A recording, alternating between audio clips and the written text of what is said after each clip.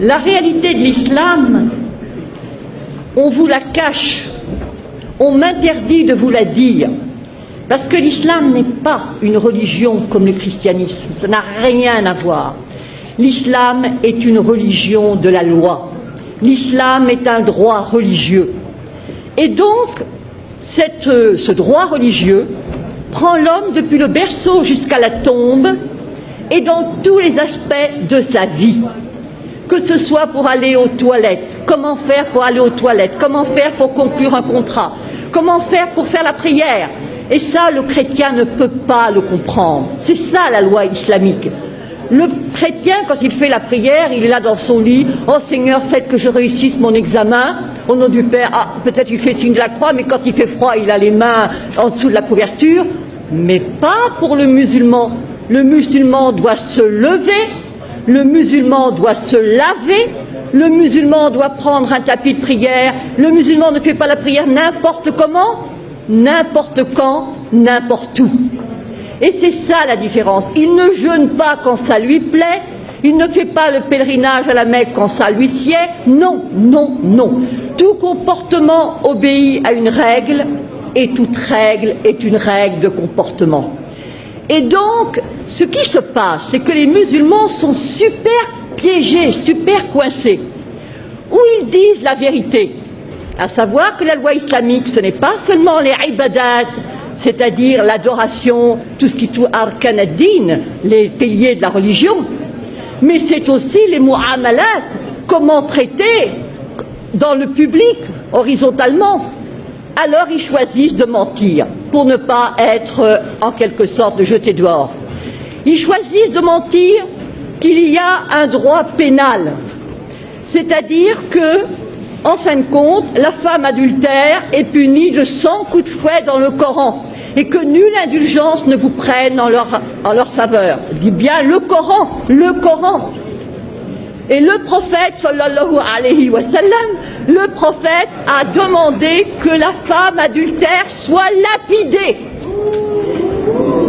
Une femme qui avait péché est venue voir le prophète. Elle a dit « j'ai péché ». Moi je me suis dit « oh là là, l'histoire va devenir fantastique ». Non, pas du tout. Elle attendait un enfant. Il a dit « retourne, accouche tranquillement ». Ensuite, elle est revenue et on l'a lapidée. Et pas n'importe comment. Avec des pierres pas trop grosses, elle serait tuée d'un seul coup. Non, des pierres de grosseur moyenne. La même chose quand on va aux toilettes, pas des pierres coupantes pour se couper l'anus, bien sûr que non. C'est-à-dire que, si vous voulez, tout est réglementé. La femme adultère, fouettée, après 100 coups de fouet bien donnés, vous ressortez en capilotade. Hein. L'apostasie est punie de mort. La consommation d'alcool de 80 coups de fouet. Le vol, la main coupée. Et dans le fiqh, c'est même la main coupée, le pied inverse, c'est ce qu'on appelle l'amputation croisée. Alors les musulmans, parce que ça fait partie de leurs droits religieux, choisissent de dire non, non, non, non, non, non, nous sommes comme les chrétiens. C'est pareil, les fils d'Abraham, patati, patata. Alors on les acclame. Je leur dis liberté. Oui, oui, oui, oui, liberté. Je leur pose la question. Est-ce que le musulman peut, est-ce que la musulmane peut épouser un non-musulman? Est-ce que le musulman peut se convertir à une autre religion? Est-ce que le musulman peut être athée? Est-ce que le musulman peut être homosexuel? Est-ce que le musulman peut même être célibataire? Car le célibataire est de la pire espèce. Et oui. Est-ce que, pas de monachisme en islam? Alors je ne vous dis pas les curés, les moines, enfin les curés on ne sait pas, mais les moines en tout cas, ils passeraient un mauvais quart d'heure.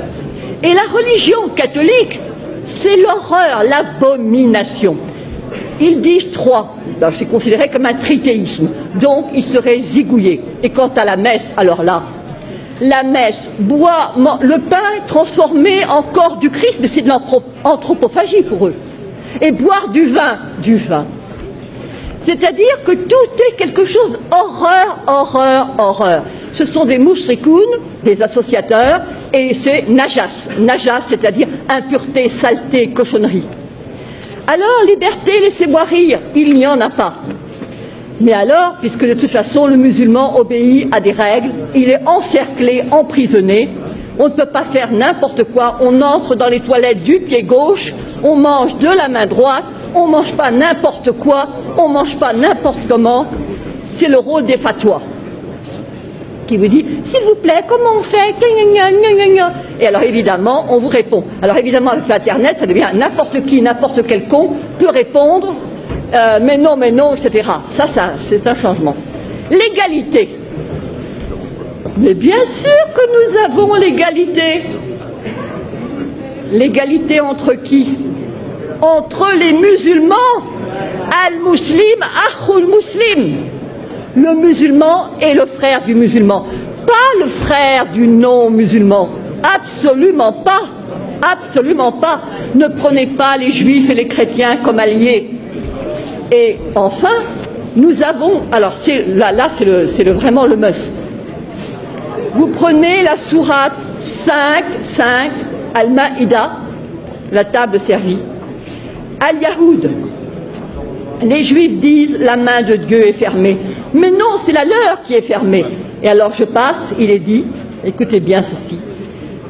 Et certes, nous avons fait croître parmi eux la rébellion et la mécréance. Nous avons, alors, je dirais, et nous avons fait croître l'inimitié et la rébellion. Nous avons jeté parmi eux la haine jusqu'au jour de la résurrection. Yaoum al-Qiyamah. Vous voyez pour l'affaire d'Israël ce que ça signifie. Ensuite, il est dit, ce sont les Juifs qui allument la guerre. Ce sont les Juifs qui allument les guerres. Et c'est Dieu qui l'éteint. Et rappelez-vous, il y a eu une fatwa, il y avait eu des émeutes en banlieue, et monsieur Malek Chabel, musulman modéré, a écrit, mais il n'y a pas de guerre sainte en islam. C'est-à-dire, il a dit, en fin de compte, ce sont... il a cité de manière très habile que ce n'était pas les musulmans qui allument les guerres. Et tous ceux qui connaissaient le Coran ont compris. Parce que c'est sûr. Mais bien sûr que le problème... Alors, je me suis adressée au recteur de la mosquée de Paris, le charmant Dalil Boubaker. Je lui ai dit, comment trouvez-vous la première sourate du Coran? Il a dit, c'est le paternoster chrétien. J'ai envie de lui dire, alors crétin, le paternoster, alors commençons. Au nom de Dieu, le clément, le miséricordieux, etc. C'est toi que nous adorons. Iyyaka na'budu wa iyyaka nasta'in. Ihdina sirat al-mustaqim. Donc guide-nous dans la voie droite. Et alors là commence le suspense. La voie de ceux à qui tu as accordé tes faveurs. Sirat al-ladin, voilà, an'amta alayhim. Donc c'est la voie de ceux pour lesquels tu as été généreux. Sirat, alors, Ghayr mardoubi alayhim, la voie de ceux contre qui tu n'es pas en colère. Walad dallin, et ceux qui ne sont pas égarés. Alors moi j'avais apporté un commentaire. Pardon. Vous voulez... Non. Donc j'avais apporté un commentaire et j'ai dit devant tout le monde, évidemment, là vous ne comprenez rien, mais il y a le commentaire qui explique et que tous les musulmans pieux connaissent. Alors je regarde. Quels sont ceux à qui Dieu a accordé ses faveurs? Alors je vois al-Muslimoun ou al-Anbiya, donc les musulmans, les prophètes. Quels sont ceux contre qui Dieu est en colère? J'ouvre le tafsir, le commentaire, et je vois al-Yahoud, les Juifs. Et ceux qui sont égarés, je regarde, et je vois al-Nasara, les chrétiens, les Nazaréens. Et je dis, c'est ça, votre sourate première, le paternoster, et nos curés cons, qui font du dialogue islamo-crétin.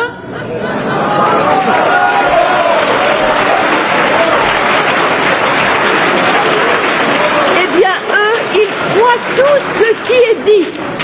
On leur il se focalise sur la sourate Maryam. Voilà Marie qui a eu un enfant sans être mariée. Effectivement, Walam Akun Bariya, je ne suis pas une prostituée, patati patata. Alors ça plaît aux chrétiens. D'autant plus qu'on leur sert, les chrétiens sont comme des moines, ils ne s'enflent pas d'orgueil. Lorsque tu leur parles de la sourate Marie, leurs yeux s'emplissent de larmes. Je dis, magnifique. Et contre qui ils sont? Ben, contre les Juifs. Les Juifs qui, pour eux, Marie n'est pas la mère de Dieu, pour eux, Jésus n'est pas le... Alors, il y a, par rapport à la communauté juive, un danger immense contre lequel je me bats depuis 5 ans.